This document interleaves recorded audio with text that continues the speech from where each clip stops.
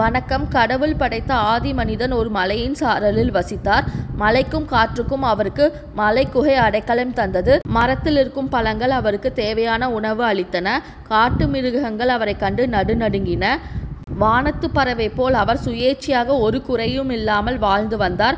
ஆயினும் அவருடைய உள்ளத்தின் உள்ளே ஏதோ ஒரு குறை, இனந்தெரியாத ஒரு வகை தாபம் இடைவிடாமல் குடிக்கொண்டிருந்தது. ஏதோ ஒரு காந்த சக்தி அவரை கவர்ந்து இழுத்து கொண்டிருந்தது. ஏதோ ஒரு அரிய பொருளை, இதுவரை பார்த்து அனுபவிக்காத ஒரு பொருளை அவர் இதயம் தேடிக்கொண்டிருந்தது. பகலில் அதை பற்றி கற்பனை செய்தார், இரவில் அதை பற்றி கனவு கண்டார். ஏற்கனவே படைக்கப்பட்ட அந்த அற்புத பொருளை, என்னை கவர்ந்திழுக்கும் காந்தத்தை எங்கே காண்பேன், எப்போது காண்பேன் என்று அவர் இதயம் ஏங்கி தவித்து கொண்டிருந்தது. ஆதி மனிதனை படைத்த அதே சமயத்தில் இறைவன் ஆதிஸ்ரீயையும் படைத்தார். மலையின் மற்றொரு பக்கத்து சாரலில் அவள் வசித்து வந்தார். பசிக்கு உணவும் தாகத்துக்கு சுனை நீரும் தங்கியிருந்த மலைக்குகையும் அவளுக்கு இருந்தன.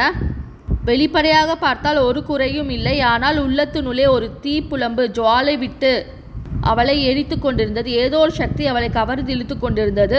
அசக்தி எங்கிருந்து அவளை இழுக்கிறது, எந்த திசையை நோக்கி இழுக்கிறது என்பது ஒன்றும் புரியவில்லை. ஆதி மனிதனுக்கும் ஆதிஸ்ரீக்கும் இடையே ஒரு பெரிய மலை ஓங்கி நின்று ஒருவரை ஒருவர் சந்திக்க முடியாமல் தடுத்து கொண்டிருந்தது.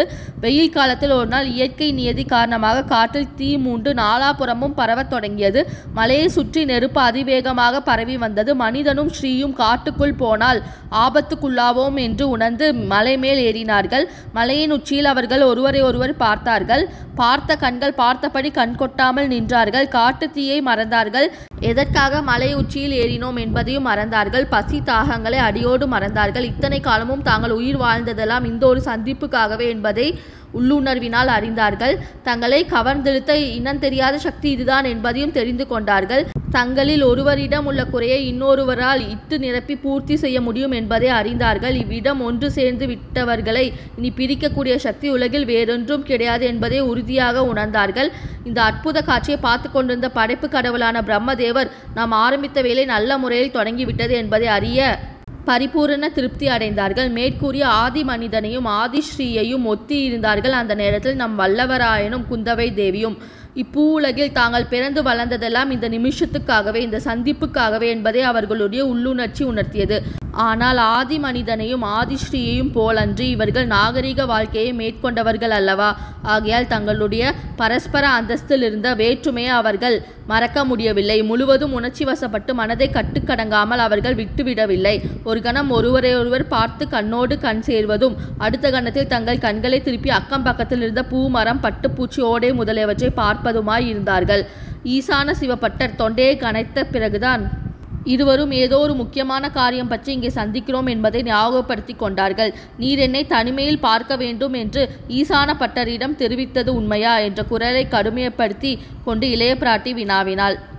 அந்த குரலின் கடுமையும் அதிகார தோரணையும் வந்தியத்தேவனை நிமிர்ந்து நிற்க செய்தது.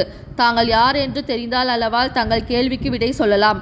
ஈசான பட்டர் என்னை தவறான இடத்துக்கு அழைத்து வந்து விட்டாரா என்று ஐயம் ஏற்படுகிறது என்றார் அந்த வீர வாலிபன். எனக்கும் அவ்வித சந்தேகம் உண்டாகுகிறது. நீ யாரை பார்க்க விரும்பினீர்?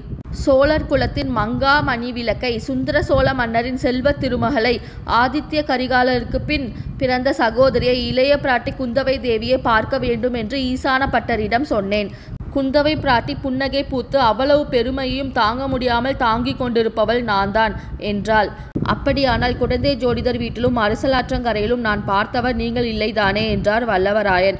ஆமாம் ஆமாம், அந்த 2 இடத்திலும் அவ்வளவு மரியாதை குறைவாக தங்களிடம் நடந்து கொண்டவளும் நானேதான். அந்த நாகரிகமில்லாத மங்கையை மறுபடியும் இவ்வளவு சீக்கிரத்தில் சந்திப்போம் என்று எதிர்பார்த்திருக்க மாட்டீர். மறுபடியும் சந்திப்பதாக சொல்வது பொருத்தமில்லை தேவி.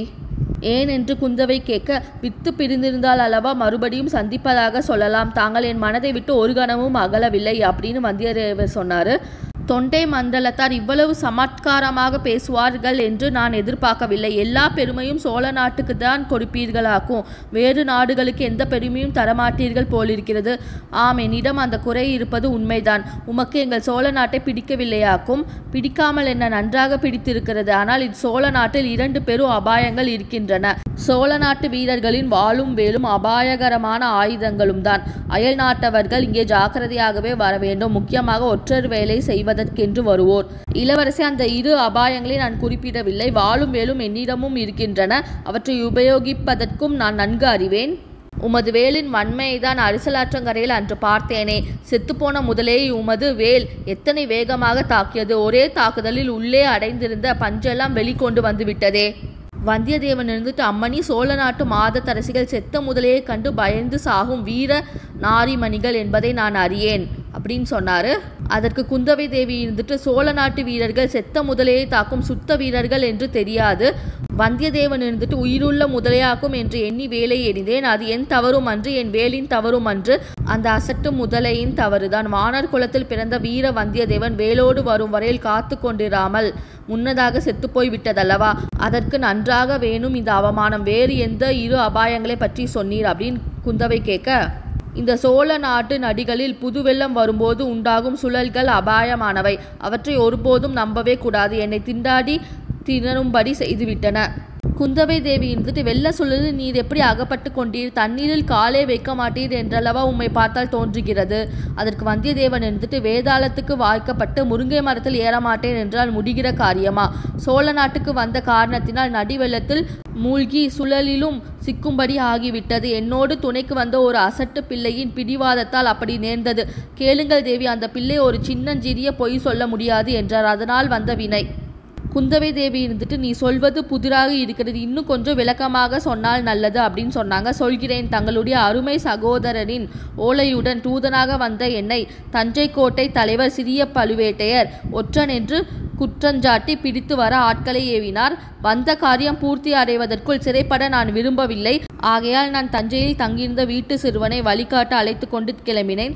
தஞ்சை நகரில் யாருடைய வீட்டில் தங்கினீர்கள் அப்படின்னு குந்தவை கேட்க, கோட்டைக்கு வெளியே பூக்கார பெண்மணி ஒருத்தியின் வீட்டில் தங்கினேன். அந்த அம்மாள் ஊமை. குந்தவை இருந்துட்டு, அவங்களோட பேர் என்ன அப்படின்னு கேட்டாங்க. அந்த அம்மாளின் பெயர் தெரியாது, ஆனால் அவளுடைய பிள்ளையின் பெயர் மட்டும் எனக்கு தெரியும். அவர் பெயர் சேந்தன் அமுதன். நான் நினைத்தது சரிதான், மேலே சொல்லுங்கள் அப்படின்னு குந்தவை கேட்டாங்க. என் குதிரை மேல் அச்சிறுவனை ஏற்றிக்கொண்டு இந்த பழையாறை நகரை நோக்கி வந்து கொண்டிருந்தேன். அதற்குள் பழுவேட்டையரின் ஆட்கள் சிலர் எங்களை நெருங்கி வந்து விட்டார்கள். நான் வந்த காரியம் முடிவதற்குள் அவர்களிடம் பிடிப்பத விரும்பவில்லை. குடமுருட்டி ஆறு வந்ததும் அச்சிறுவனிடம், நான் இங்கே இறங்கிக் கொள்கிறேன் தம்பி, நீ பாட்டுக்கு குதிரையை விட்டு கொண்டு போ. உன்னை நான் தான் என்று அவர்கள் தொடர்ந்து துரத்தி வருவார்கள். உன்னை பிடித்த பிறகு ஏமாறுவார்கள். நான் எங்கே என்று அவர்கள் கேட்டால் ஆற்றில் விழுந்து மூழ்கி போய்விட்டதாக சொல் என்றேன். அந்த பையனோ ஹரிச்சந்திரனுடைய சந்ததியில் வந்தவர் போலிருக்கிறது. நீங்கள் மூழ்காத போது எப்படி மூழ்கிவிட்டதாக பொய் சொல்வேன் என்றார். அந்த பிள்ளை பொய் சொல்ல வேண்டிய அவசியம் ஏற்படாமல் போகும் பொருட்டு அவரை குதிரையில் சேர்த்து கட்டிவிட்டு நான் நதியில் குதித்து மூழ்கிவிட்டேன். அம்மம்மா, இந்த சோழ நாட்டு நதிகளில், அதுவும் கரை ஓரங்களில் எப்பேற்பட்ட நீர் சுழல்கள்! அவற்றில் அகப்பட்டு கொண்டு நான் பெரிதும் திண்டாடி போனேன். கடைசியில் கரை ஓரத்தில் இருந்த மரத்தின் வேர் ஒன்றை பிடித்து கொண்டு கரையேறி உயிர் பிழைத்து வந்தேன். தேவி, நீர் சுழலில் நான் அகப்பட்டு கொண்டு சுழன்று சுழன்று மதிமயங்கி மூச்சு திணறி கஷ்டப்பட்ட போது என்ன கண்டேன், எதை நினைத்து கொண்டேன் அப்படின்னு நினைக்கிறீங்க அப்படின்னு வந்தியத்தேவன் சொல்ல, அதுக்கு குந்தவை தேவின்ட்டு, நான் எவ்விடம் அறிவேன், ஒருவேளை கஜேந்திர மோட்சத்தை நினைத்து கொண்டு இருக்கலாக்கும்.